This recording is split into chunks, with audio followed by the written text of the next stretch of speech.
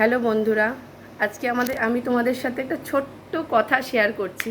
আজ সকালে উঠে দেখছি যে আমাদের স্কুটিটায় তেল নেই, কালকে থেকে স্টার্টও নিচ্ছে না। এবার ছেলেকে তো স্কুলে পাঠাতে হবে, এখন কি করব? আবার আমাকে দুপুরে ডিউটিও যেতে হবে রান্নাবান্না করে, আবার বৃষ্টিও পড়ছে। এবারে কি করব? বরকে তো বকাবকি করলাম যে তুমি গাড়িটা কেন আগে দেখো না।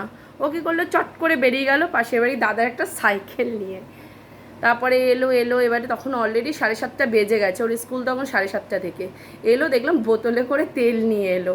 তো আমি তো দেখে খুব ওর উপর রেগে গেছি যে তোমার জন্য যে ছেলেটা স্কুল কামাই হয়ে যাবে, বললাম অটোতে চলে যাও। তো ফাইনালি তেলটা গাড়িতে ঢাললো। অনেকক্ষণ ধরে গাড়িটা চেষ্টা করে তারপরে স্টার্ট নিয়ে ফাইনালি আমার ছেলে গিয়ে 8:45 স্কুলে পৌঁছাতে পেরেছে।